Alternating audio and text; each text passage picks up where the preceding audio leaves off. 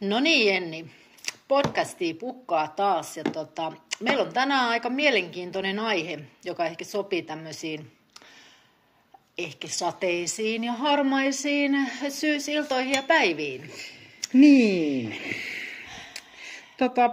Me lähdettiin tänään siis puhumaan siitä, että mikä meitä vituttaa yrittäjyyskasvatuksessa. Ja ekana meitä alkoi tietysti vituttaa se, että me ei tiedetä, että voidaanko me käyttää vituttaa sanaa. Niin. Koska siis onko tämä lastenohjelma?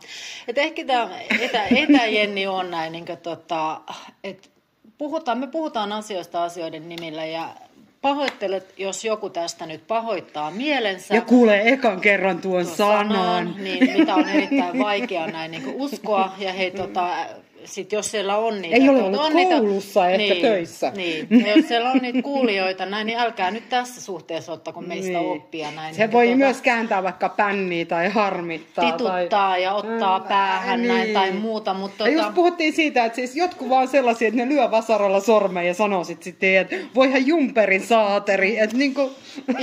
Joo, no ei kuulu ihan meitsin ei kuulu meitsin lähipiiriin. Niin. Mutta hei, mikä se on? Että niinku, mä kuulin tästä, että meillä on tullut ehkä semmoinen kuva tässä, että meillä on, me ollaan aina näin sellainen vähän niin kuin aurinkoisia ja nähdään, että jee meininki. Vaikka me ollaan vaan puoli tuntia podcastissa. Eihän se asia ole näin. Ja siis välillä ottaa päähän pänniä, ituttaa ihan isosti. Mitkä ne on ne asiat, joka yrittäjyyskasvatusopena sulla ottaa eniten päähän? Siis eihän tätä pajatsoa pysty tietenkin tyhjentämään tähän. No vedä sieltä nyt ne ehkä ekat 3 tai 5 siitä listasta. No en mä tiedä. Jos mä nyt aloitan siis jotenkin. Ehkä siinä on just se, että mä oon tehnyt tätä niin kauan. Ainakin joku 15 vuotta kai. Ja vaikka siis monet asiat on mennyt eteenpäin, niin musta tuntuu tietyllä tavalla, että onko tässä loppujen lopuksi Suomessa tapahtunut juuri mitään kehitystä. Että mua niinku ärsyttää silleen, että jotenkin samat juhlapuheet, Raika. Nyt tällä hetkellä siis meillä on oikeistohallitus ja tekeekö se jotain yrittäjyyskasvatukseen, että ehkä ne odottaa, että vasemmisto hoitaa tai sitten jollain toisella kaudella. Mä kuvittelin, että ne sais jotain enemmän, mutta niiden pitää riidellä jostain aivan turhanaikaisista asioista niin paljon, että tämä on niinku sivuseikka taas, että nuoret ei pääse yrittäjyyskasvatuksen pariin, niin se ei kiinnosta ketään. Okei, sä vedit heti tonne ylös samat juhlapuheet ja sama semmoinen niin samojen asioiden toistaminen. Tämä on myös se, mikä mulla ärsyttää ihan yli kaiken. Mä ajattelen näin, että meidän kaikkien aika on rajallista. Mikään ei voi olla ärsyttävämpää kuin jauhaa samaa asiaa kokouksesta toiseen ja uudesta. Sitten luulee, että tehdään päätös. Niin kappas, seuraavalla kerralla ollaankin palattu taas sinne alkuun ja anteeksi, eikö me tästä jo päätetty? No kun me vähän mietittiin, että niin mitäs tää on? Tehdään. Eihän meidän opiskelijoillakaan ole semmoista näin niin kuin valtavaa aikapakkia, aikaa niin kuin päättää liikeideaa ja päättää, että missä kanavassa ne lähtee tekemään. Ei meillä opettajillakaan. Mutta se huomaa, mikä ketterä kokeilukulttuuri ja koko koulun kehittämisessä. Siinä ajassa, kun niin kuin ihmiskunta keksii sähköt ja internet ja jotain, niin me vaan niin kuin itketään, että vitsi kun tämä kirja nyt pitäisi saada takaisin. Pulpetit ja luokkahuoneet, kaikki näyttää ihan samat kuin ennenkin. Että mun mielestä tämä on sikäli ihan linjassa siihen, että oikeasti niin munatonta asiaa kuin koulun kehittäminen niin ei oikeasti ole täällä maapallolla. Ja tässä päästään siihen toiseen asiaan, mikä mulla tuttaa ja ketuttaa ihan suunnattomasti näin, on se, että pitäähän meillä uskaltaa. Me ollaan puhuttu uskalla yrittää kilpailuista. Mitä ihmeen opettajia, yrittäjyyskasvatusopettajia me ollaan näin ja oppilaitoksia, jos me ei uskalleta, kun meillä rupesi vähän pelottamaan.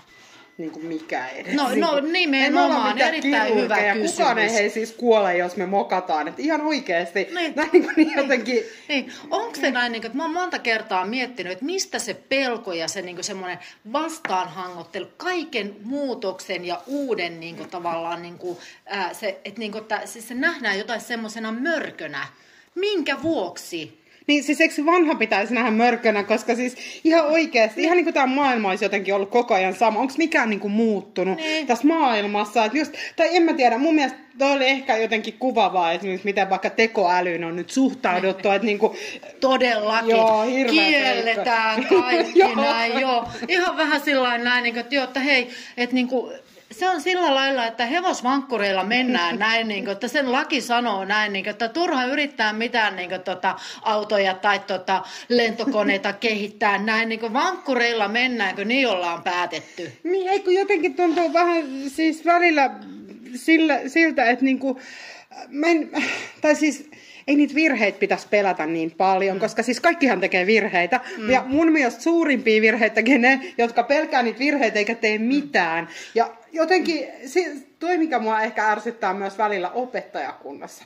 Että vitsi, jos joku palkkaasi ja joku otetaan pois, niin siis kyllä ollaan lakossa ja mennään barrikaadeille ja jaksetaan joka kylällä hirnua, miten asiat on päin persettä. Ja varmaan onkin. Mutta sitten kun se koskee niinku nuoria, että heidän pitäisi saada tällainen joku valinnaisaine, niin jos niinku opettajaa ei kiinnosta, niin se on sitten sen takia ei. Niin, niinku, kun se on vähän liian vaikeaa. Niin ei opettaja nyt huvita opiskella mitään uutta ja opettajilla on ollut yrittäjänä, koska sehän sen tekee, että sitten jos opettajalla olisi ollut vaikka 20 vuotta sitten joku kampaamo, niin sittenhän olisi varmaan superhyvä yrittäjä. Apua, tämä on ihan niin kuin uskomatonta. Mutta se pelko ehkä siellä on ja just se epäonnistumisen pelko. Mutta tietyllä lailla näin niin kuin semmoiseen pelon kulttuuriin me voidaan vaikuttaa siihen. Ja tässä on myös se niin kuin tavallaan ehkä se oppilaitoksen niin kuin organisaatiokulttuuri ja rakenne, että mitä sillä tuodaan esiin. Sallitaanko siellä epäonnistumiset, kokeileva kulttuuri, vai halutaanko siellä mennä sillä niin kuin varman päälle? Hei. Minähän sanoin, että tuosta ei tule mitään. Näetkö, oliko tämä nyt sen arvoista? Miksi sinä jaksat aina innostua kaikesta? Päästään siihen näin. Kuinka monta kertaa, nyt on ihan pakko kysyä näin, mä en enää edes jaksa laskea näin, mutta tässä 20 vuotta on tehnyt näin tämmöistä niin kuin kokeilevaa niin kuin tuuria ja projektissa oppimista ja vähän niin kuin lähtenyt niin kuin aika lujaa juoksemaan ja hyppinyt aika monelta jyrkänteellä tällainen ammatillisesti ja osa on mennyt sitten, niin kuinka monta kertaa sen on kuullut, no ei tommosta näin. Mutta sitten kun jos joku onnistuu. Niin sitten se on tuettu koko ajan. Koko ajan. Käykö sullakin aina niin? Halleluja. Yes, mullakin aina tulee bestikset siinä kohdassa. No, mutta onneksi tässä on niinku, vaikka tämä niinku podcastin aihe, että mikä yrittäjyyskasvatusoppia vituttaa näin, niin pakko myöntää myös näin, että on siellä ne ihanat niinku ne. Ei tämä on nimenomaan nyt teema. On. Mutta tavallaan näin, onneksi meillä on sitä myös alkoiko muuta porukkaa. Pelottaa, että ketkä kaikki suuttuu. Mä muistin heti sit, kun mä sanoin tuon, niin sit mä muistin näitä, hei ne kaikki ihanat, jotka on olleet siinä näin, niin, että hei, tästä mennään ja tehdään. Ja just joka tulee sanoa, että hei, jos sä tarvit apua näin, niin sano, niin mä tuun siihen, että tehdään yhdessä. Että onneksi meitä on moneksi. Joo, ja hei, tiedätkö, ihmiset on siitä ihmeellisiä, että joskus ne myös pyytää anteeksi, kun ne on ollut tyhmiä. Mulla on käynyt niinkin. Ja se ei se ole silleen vaarallista. Mä kyllä annan mielellään anteeksi. Joo, ja se on mä itsekin joskus tyhmä. En mielellään enkä myönnä, mutta pari kertaa päivässä. Joskus se ehkä voi mennä vähän tällainen. Niin että, olen ehkä vähän liian nopea ja suuri suu. Niin. Joo, sullakin se näin. Niin mä oon yrittänyt tämän joogan kautta harjoittaa tämmöistä niin kuin itsehillintää. Ja sen asennetaan sen.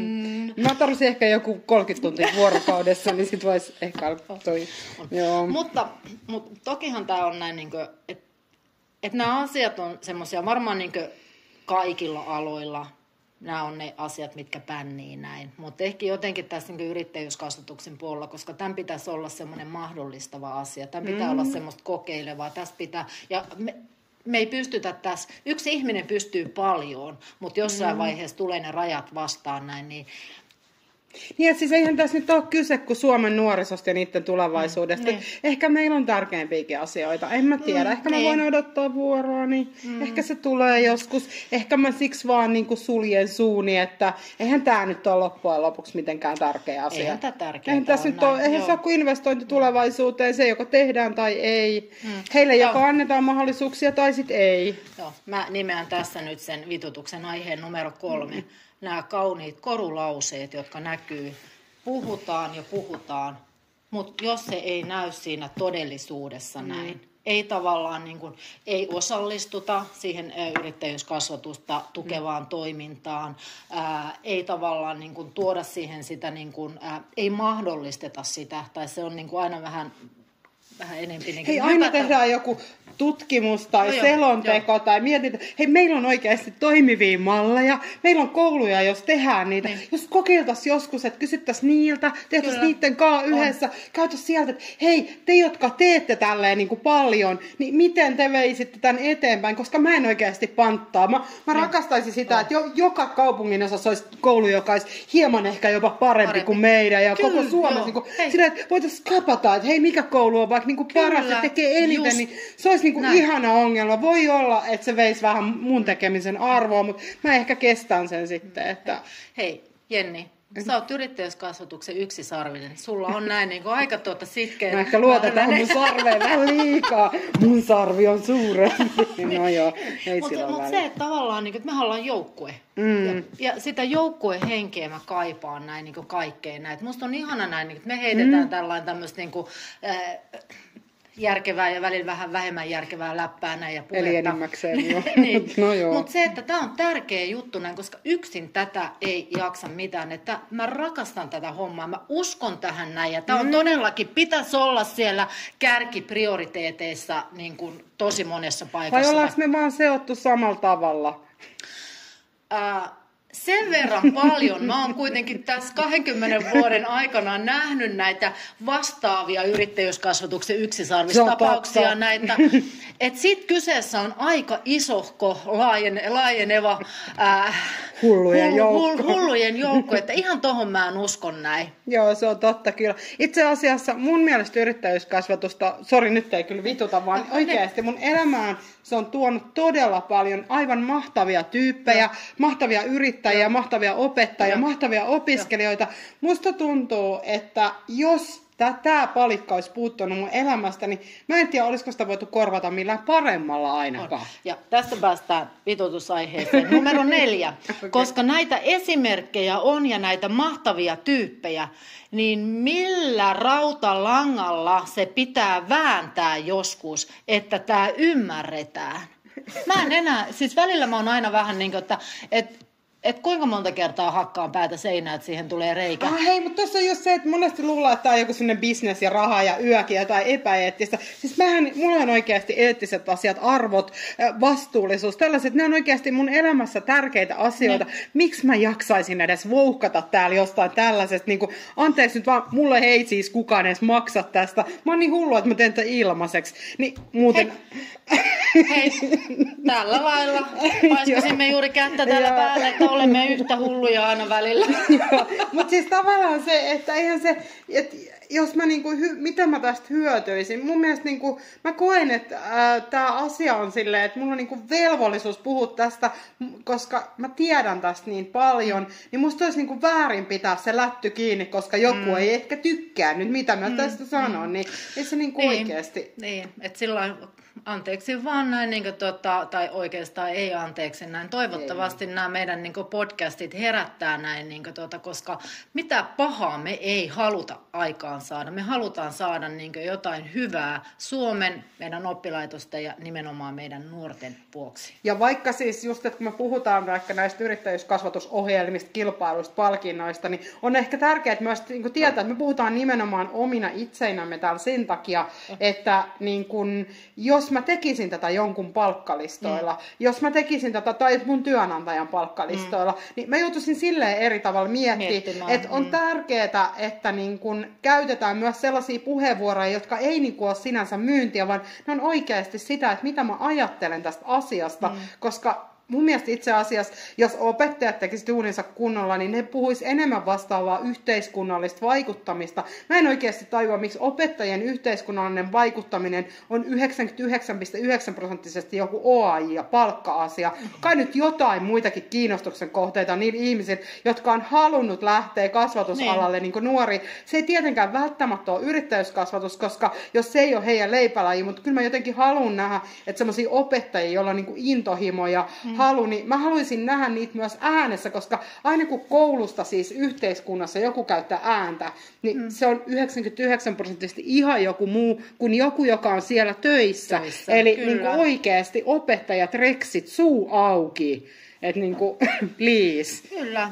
Että tavallaan tämmöistä, niinku, mä uskon, että sillä avoimella keskustelulla, avoimella asioiden avoimesti esiin tuomisella, myös niiden vaikeiden asioiden, niin sillä lailla me päästään eteenpäin. Jos me haudotaan niitä vitutuksen aiheita näin, niin kuin siinä jokainen puhisee yöllä, menee niin kuin nukkumaan näin, että ja voi että sitäkin ja tätäkin ja tuotakin näin, niin eihän siihen tule koskaan ratkaisua näin. Maailma ei ole mikään niin kuin, se ei koskaan valmis eikä mikään niin kuin, ihana aina aurinkoinen päivä näin.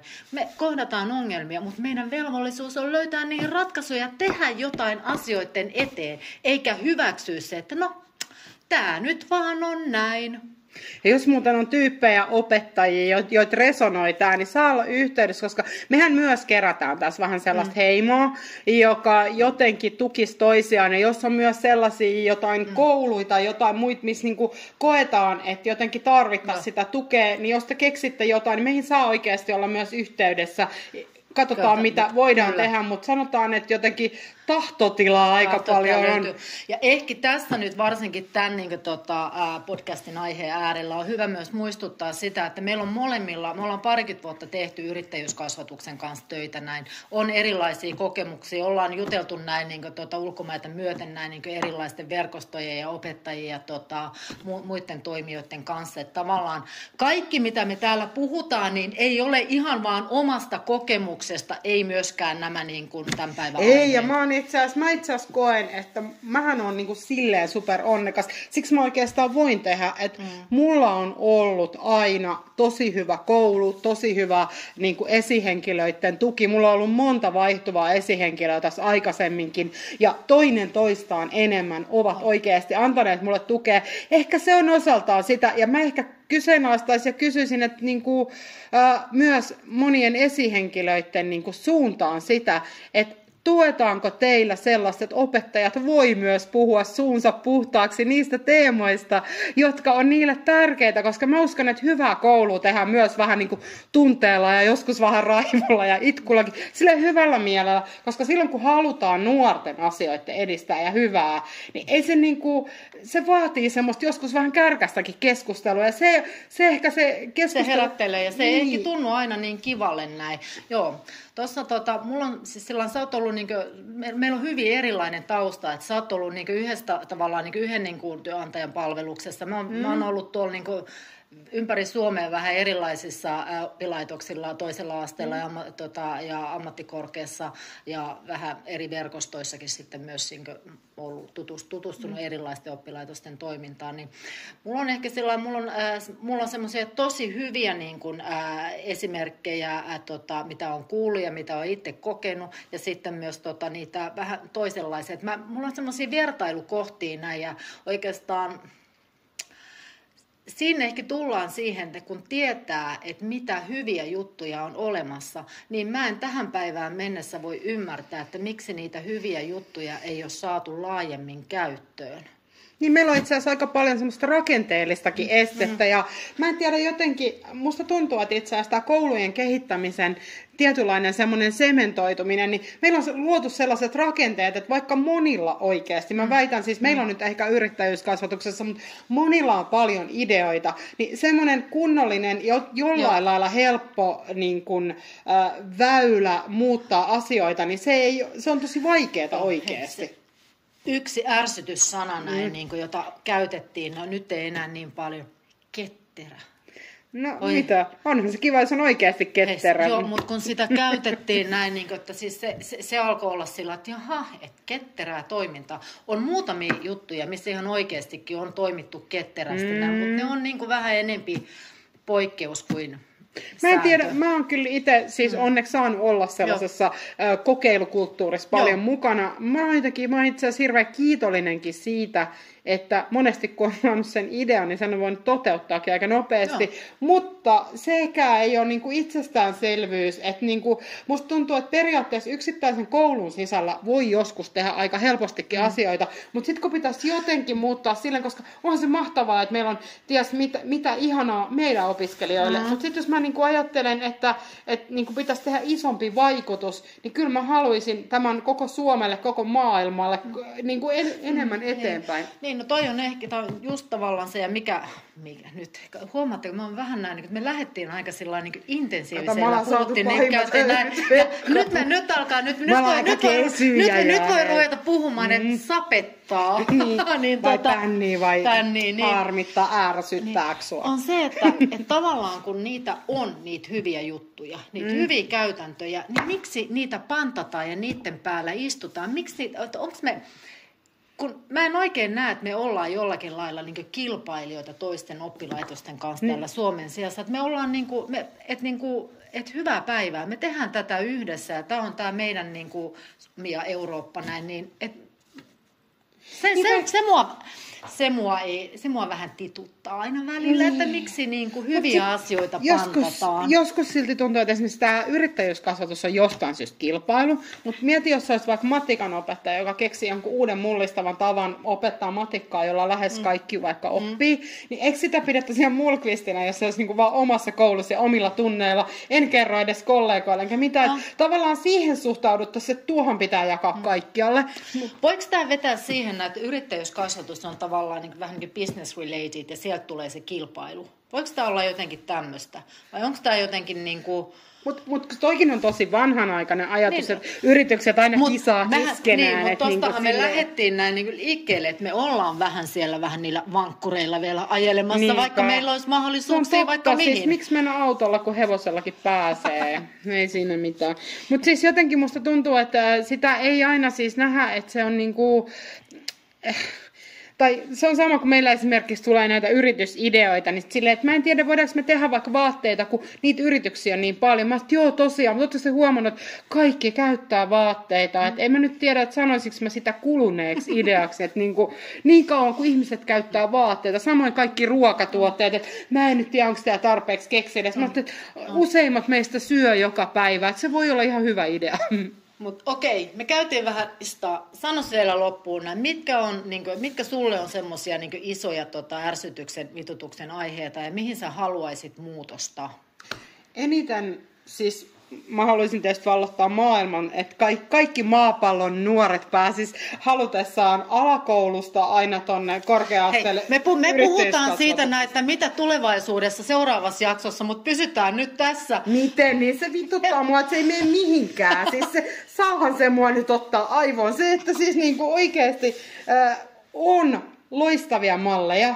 On nuoria, että silmät säihkyy, kun ne haluaa tehdä sitä. On opettajia, jotka jotenkin, mutta sitten se vaan pysyy kuitenkin jossain ihme pienessä porukassa. Vaikka tämä kuuluu kaikille. Musta se on väärin niitä nuoria kohta. Sitten ne joutuu silti yrittäjiksi, mutta ne ei ole saanut koulussa opetella sitä, koska jotain ei huvittanut tai kiinnostanut tai ei ollut aikaa tai en mä tiedä mistä tämä tai pelotti liikaa. Niin, en tiedä. No voi olla. Niin. Se mua ainakin nyt vituttaa. Anteeksi.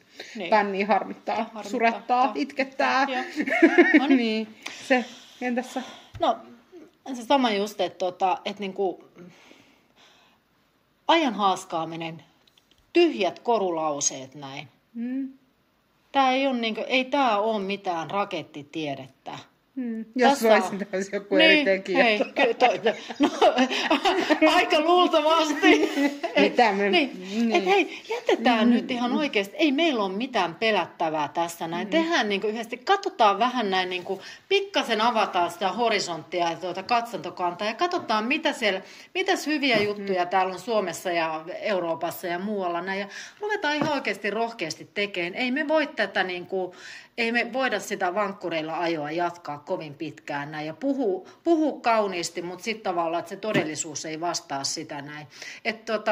Kaikki ei tapahdu ihan hetkessä, mutta se on pakko kuitenkin se eka steppi tehdä sinne päin. Ja kyllä mua ihan oikeasti, mua huolettaa se, että niinku tätä ei ymmärretä, että me puhutaan nuorten tulevaisuutuudesta. Niillä pitää oppia niitä taitoja, että ne pärjää yrittäjinä ja työntekijöitä. Mutta hei Erno, mitä? Ruotsalaiset nuoret pärjää. Tämähän on uskomatonta, että tuon Lahden yli, mä en tiedä yhtään ihmistä, joka olisi käynyt Tukholmassa, mutta se, että saataisiin ruotsalainen niin yrittäjyyskasvatuksen malli, siellä kaikki tietää, mikä on vuoksi yrittäjä. Näin on yksi ruotsalainen, joka ei tiedä, mikä se on. Ja sitten ihmetellään, että miksi niillä on jotain Ikeaa ja mitä Spotifyta ja muuta. Mistäköhän maaperästä ne oikein ponnistaa? Miksei meillä ole? Mistäköhän se johtuu? Nimenomaan, että kun me tiedetään tämä, kyse on enää vaan siitä, että halutaanko me.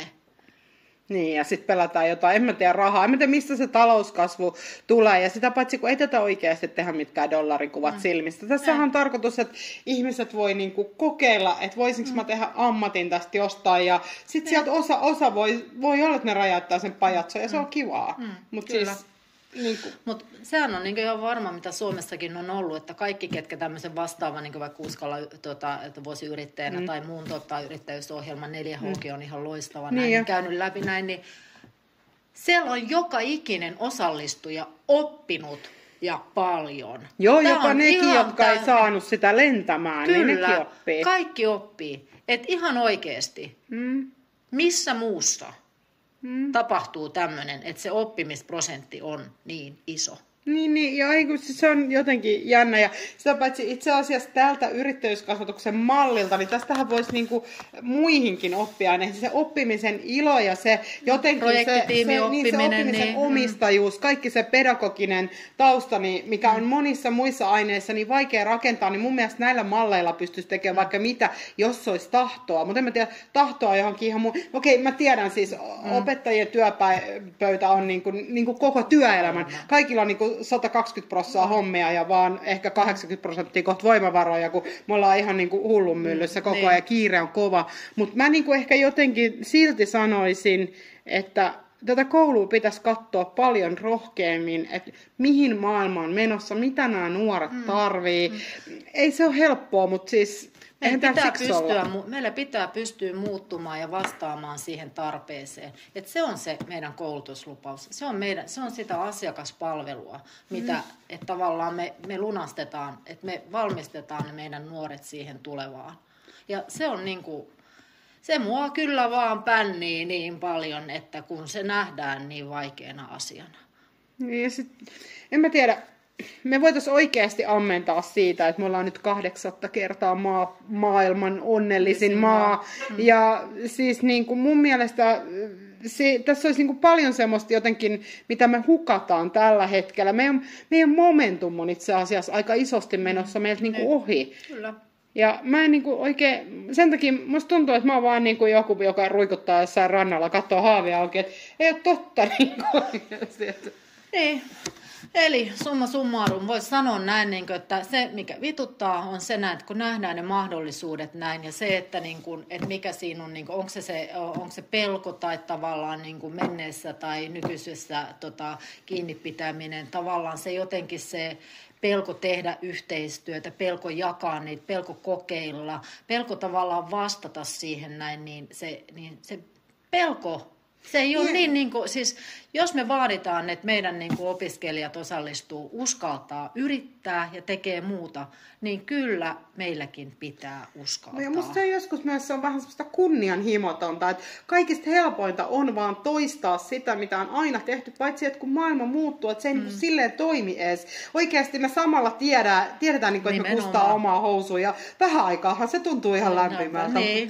Mutta jossakin vaiheessa on siitä aika kylmää kyytiä näin. Niin, että ei me kustukaan omaa housua, vaan nuorten muroihin, mitä tuli tehtyä. Niin.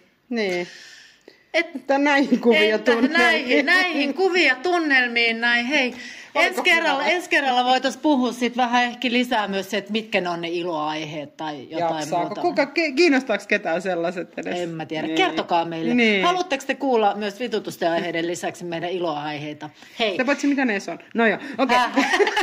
Okay. Heippa. Moi.